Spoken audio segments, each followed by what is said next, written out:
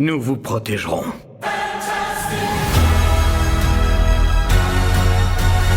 Ici, je vais vous parler de mon avis sur les 4 Fantastiques, les premiers pas. Un film pour lequel, selon moi, il y avait quand même un gros enjeu. Le gros enjeu, c'était relancer un petit peu l'intérêt pour le Marvel Cinematic Universe, qui s'était un peu émoussé depuis Avengers Endgame. Depuis, on avait eu des films corrects, des fois, des films ratés assez souvent, mais finalement il y avait une forme de lassitude qui s'était installée avec la disparition de personnages comme Captain America, comme Iron Man. Et là, avec les 4 Fantastiques, on avait quand même la promesse de personnages de premier plan de l'univers Marvel et d'un film peut-être digne de ce nom, enfin des 4 Fantastiques, sachant que moi j'ai une petite affection pour ceux réalisés par Team Story avec le récemment décédé Julian McMahon, hommage à Julian McMahon d'ailleurs. Mais au-delà de ça, voilà, ces films étaient quand même des films de série B et le film de 2010, même s'il y avait quelques éléments assez intéressants de mon point de vue,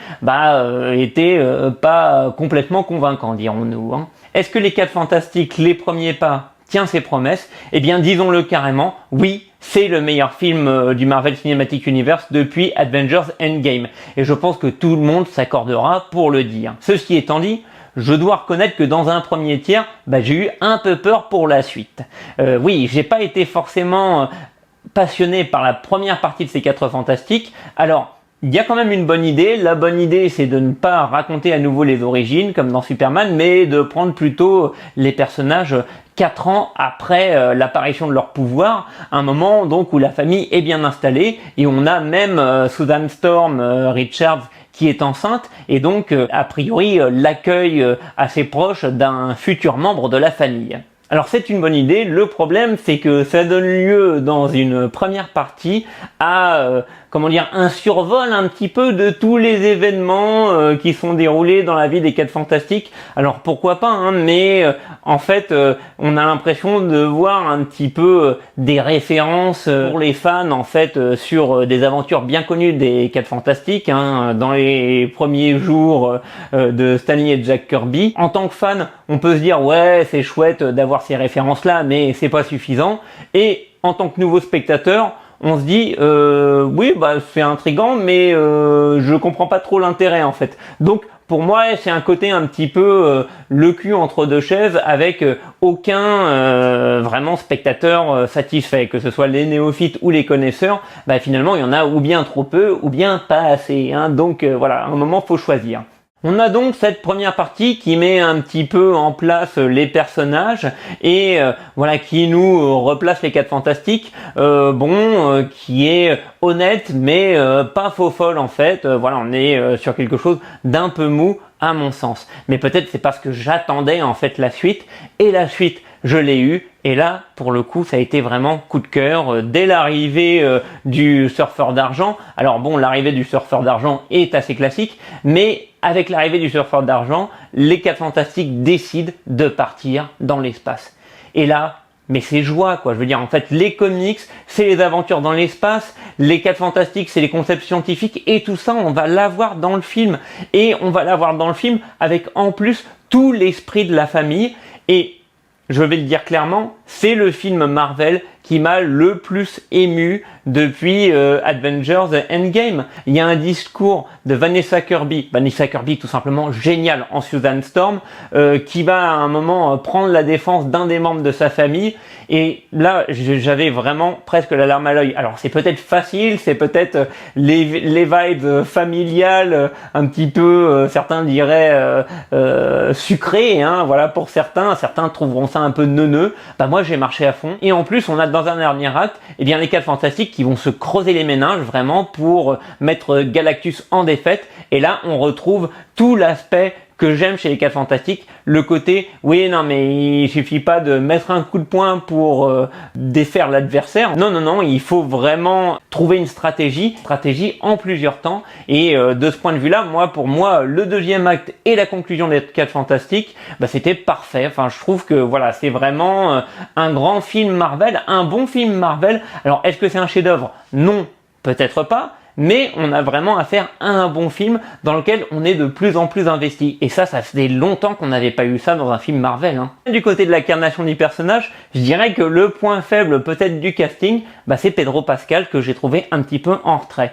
Alors après, c'est vrai qu'on a un Mister Fantastic un peu moins patriarche que dans d'autres versions. Mister Fantastic, voilà, se trouve un petit peu plus en retrait. Ebon Moss-Backrack, je crois que c'est comme ça que ça se prononce, hein, je ne suis pas tout à fait sûr, fait le boulot en Ben Grimm la chose. Une chose plutôt bien réussie en image de synthèse, avec un look à un moment que j'ai assez apprécié, hein. Voilà, ça fait référence à un épisode dans les comics, et voilà, c'est un look qui marche assez dans le film, mais les deux stars du film, c'est vraiment Susan Storm et Johnny Storm. Vanessa Kirby, extraordinaire, comme je disais en Susan Storm, vraiment c'est une super héroïne formidable, vraiment le cœur de l'équipe, la leader de l'équipe. Et puis Joseph Quinn en Johnny Storm, qui a un assez beau rôle dans le film, hein, qui est bien développé. Un Johnny Storm pas si bête, hein, quand on le compare aux versions de Chris Evans. Finalement là il n'est pas neuneux, non, il a l'occasion vraiment de briller,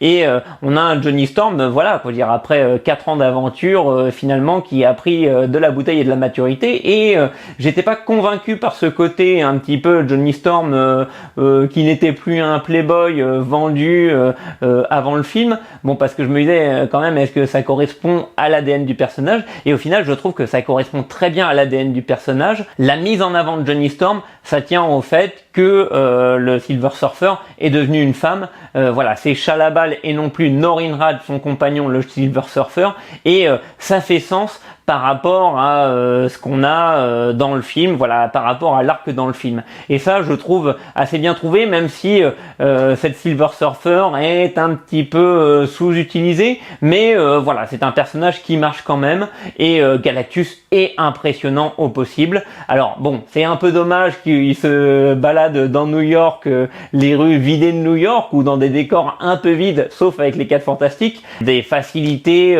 pour rendre les effets spéciaux plus simple à réaliser. Je vais pas vous en dire plus, hein, c'est une critique sans spoiler, je vais rien dévoiler de la trick, je vais juste vous encourager à aller le voir. Encore une fois, mon premier avis, c'est un avis vraiment très positif. Le Marvel Cinematic Universe est de retour, et j'ai hâte d'être à l'année prochaine avec Avengers Doomsday. Là, vraiment, c'est bien lancé. Et j'ai envie de dire chapeau Marvel, et merci aussi pour l'hommage en toute fin de film à Jack Kirby. Jack Kirby qui est vraiment, l'inspirateur de ce film Les 4 Fantastiques, avec tout l'univers comics, tous les concepts de science-fiction un peu fous. On est vraiment dans le côté de Jack Kirby, et pas besoin d'avoir vu tous les films Marvel ou toutes les séries pour apprécier ce film 4 Fantastiques. On est ici dans un bon point d'entrée, puisque le film se déroule sur une terre parallèle à la Terre 616, où se déroulent normalement tous les films du MCU, et de ce point de vue-là, c'est un très très bon point d'entrée, et un blockbuster à la fois spectaculaire, émouvant, et avec un humour bien dosé, que je vous recommande vraiment, mais sans réserve, hein. Vraiment, allez voir ce film, amenez-y vos enfants, allez-y en famille, et je suis sûr que vous passerez un bon moment.